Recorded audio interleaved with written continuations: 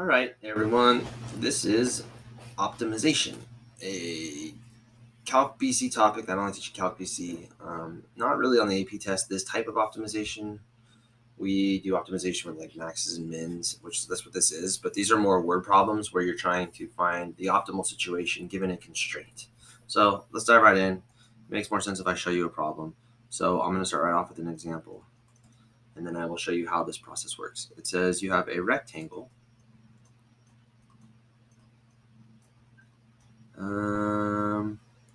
Has a perimeter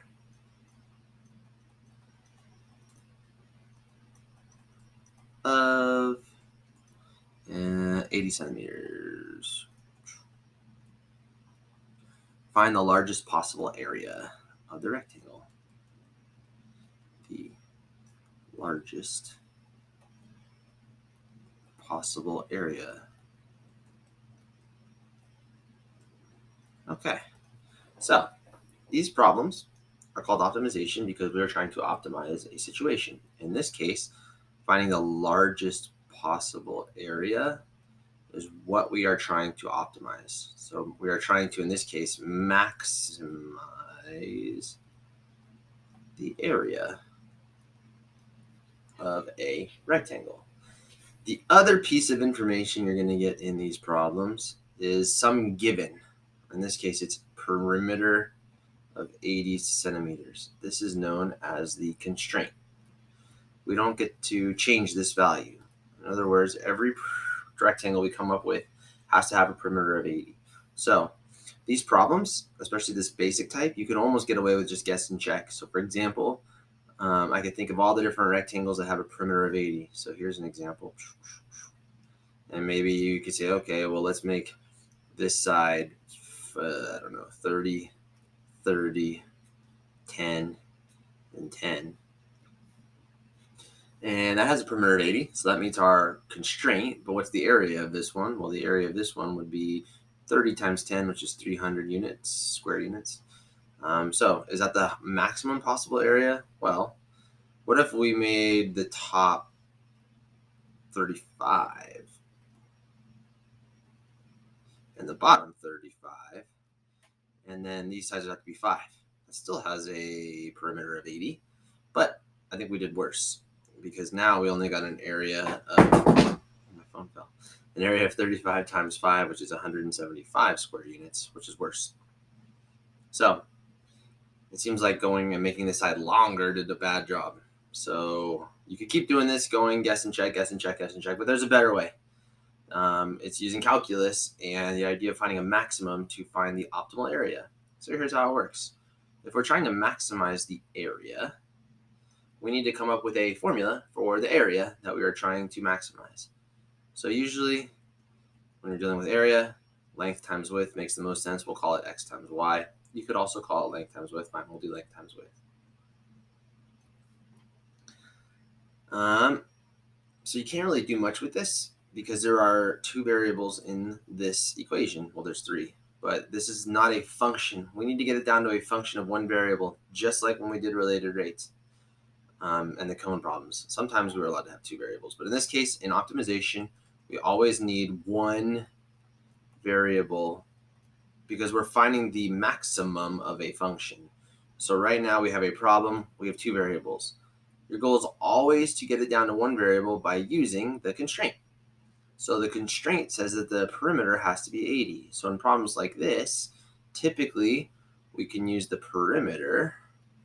And well, what does the perimeter consist of? It consists of two lengths, or I guess you can call that length or width, and two widths. So two lengths plus two widths. And now we can use this equation, plug in 80 because that's our constraint. We have to have a perimeter of 80. And we can use this equation and substitute it into the other one, kind of like we're solving a system of equations. And then we can go from there. So it doesn't really matter which variable you solve for. We can subtract over 2w and then divide by 4, or divide by 2. So 40 minus w equals L. And now we have a way to simplify the area equation and get it down to one variable.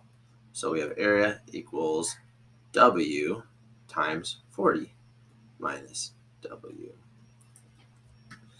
And now we have an equation that I am going to optimize, aka maximize, aka find the maximum value of, aka candidates, aka take the first derivative, set it equal to 0, and find the maximum. So I'll simplify a little bit, so I don't have to do product rule. We'll do 40W minus W squared. And then take the derivatives. So we can do A prime, in this case, taking the derivative with respect to whatever variable is the variable we have on the right side of the equation here, the independent variable, which is the W. So derivative of 40W is 40 because we're taking the derivative with respect to W. We're trying to maximize area in terms of its W value. And then minus 2W. And we set it equal to 0 because that is how we find maximums and minimums. And lo and behold, we get a value of 20. So we have shown that the maximum area occurs when the width is 20. So you could plug it back in to find L if we want L, or to find A if we want A. So you have to pay attention to what the problem's asking. It says find the largest possible area. Okay, so it wants A. So if we know W is 20, we know 40 minus 20 equals L from our equation over there that I boxed over here, which means the length is also 20. And then if I go back to the very first area formula, 20 times 20 is 400. That's the maximum possible area, which makes sense because it turns out the maximum possible area for a rectangle is if the rectangle is a square. So the point here is we are finding a function that we can maximize by taking the derivative and setting equal to 0. You're always going to use your constraint to get the optimal equation to one variable. Now, one last thing that sometimes is a good idea to do, make sure we actually found a maximum. So we found 20 as our critical point for W. We actually may want to test it in the derivative, do the first derivative test. So this is A prime. Plug in something bigger than 20, you get a negative. Plug in something less than 20, you get a positive. And yes, it is in fact a maximum value. So in slightly trickier problems, you may have to check that. Most of the time it's fairly obvious. How come we only got a max and not a min? Well, think about this rectangle. I could keep making this side as tiny as I want, and you're just going to get smaller and smaller areas. So there is no minimum area because you could just keep making the area smaller and smaller. There's only a maximum area. All right, let's do a second one. So second problem says a box with square base. This is a pretty common one too. A box with square base and surface area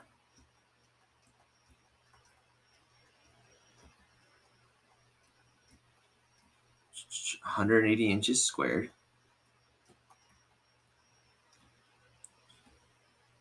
Oh, we just had that. There is a box with square base and surface area 180 inches squared. Okay. Maximize the volume, or find the dimensions that maximize the volume. Something like that is usually how it'll be phrased. All right, let's draw a picture because these ones can start to be a little bit more complicated.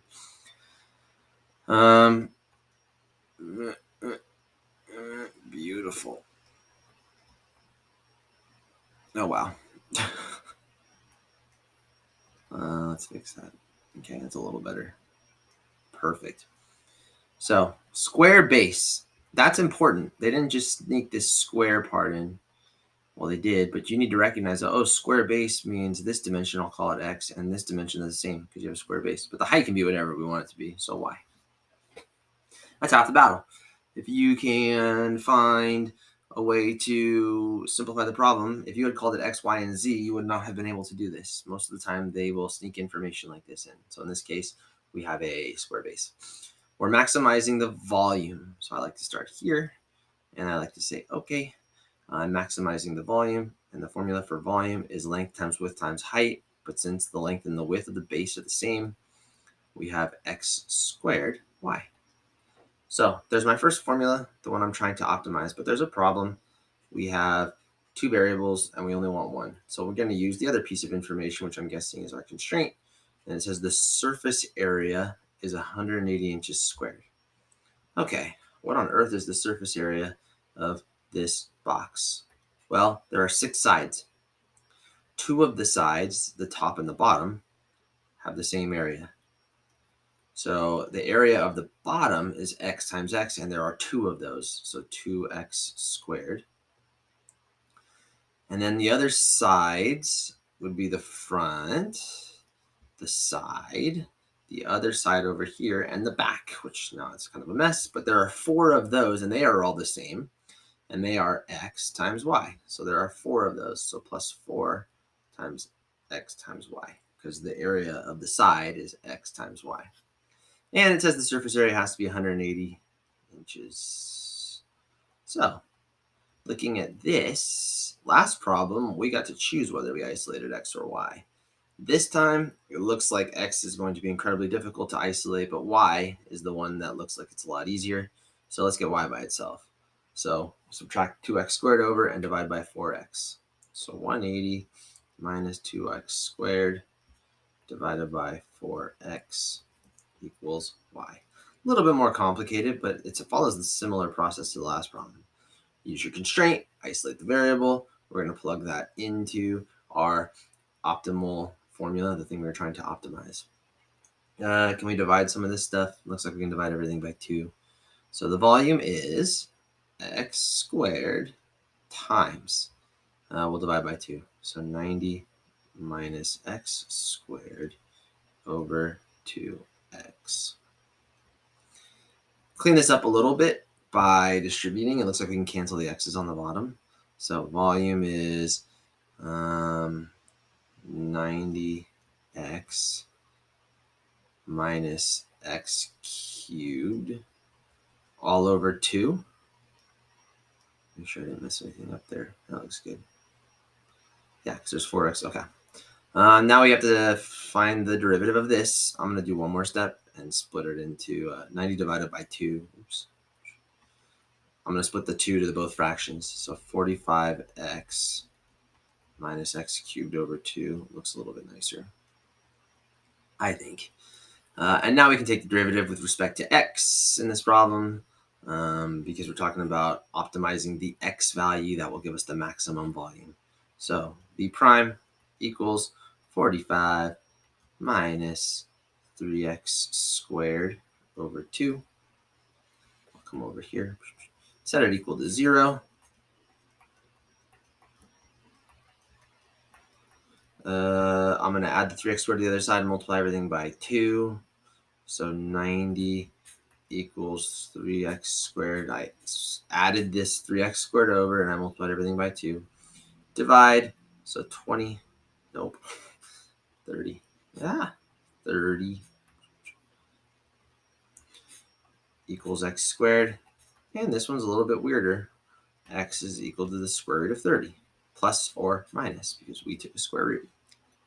Now, one of those answers makes no sense. Negative square root of 30 can't be a dimension for the base, so negative 30 is out. It looks like x equals rad 30 is our optimal point. If we check it, plug in something bigger than rad 30. Rad 30 is about somewhere between 5 and 6, so plug in 10. And you'll definitely get a negative. Plug in 0, you'll definitely get a positive. So again, we have a max, so we are happy. Maximize the volume, so you could plug this back in to the y equation to find out the y value, and then you could plug both of those back into the volume equation and maximize the volume, which I'm not going to do here, but you could. So that's the process. The calculus is not the hard part. It's coming up with the equation, and some of these problems look a little different. We'll look at those on Wednesday, or Thursday. But I do want to show you at least the first problem of your homework, because sometimes that can be confusing. So it says find 2. So this was homework problem 1. I'm basically going to give you the setup. Number 1 says find 2 positive numbers. So 2 positive numbers, A and B. I'm going to call these my 2 positive numbers, such that their product is 192, and the sum of the first plus 3 times the second is a min. So this one I'm kind of build it all at the same time. Ready? It says Their product is 192. So A times B is equal to 192. That sure sounds like a constraint to me. I'm not getting to control anything about that. That has to be true. But the other piece is what I want to optimize. Find the sum of the first. So the sum of the first plus 3 times the second is equal to, I want to maximize it. Oh, minimum. I want to minimize this. Interesting. So we'll just call it the sum then, because equals a sum.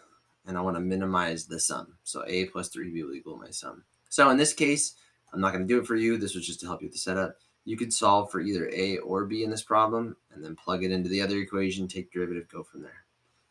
The second one is a fencing problem, which is really cool. It's kind of like our perimeter one, but instead of 4 sides, you're going to have 3 sides. Very good problem. Third one, open box having a square base and a surface. It's very, very, very, very similar to the one I did a minute ago, except there's a open top. So there's only 5 sides, not 6. Be very careful. And then the last one is also very cool. It's similar to the maximizing the area, but you have an extra side. Okay, so all these problems are very similar to the ones I did. On Thursday, we will look at some other more unique problems that I really like in your homework. But these are pretty basic level, all dealing with the same kind of dimensional components that we've done, except for the first one, which is numbers, but again, not too much different. All right, that's it for now then. Goodbye.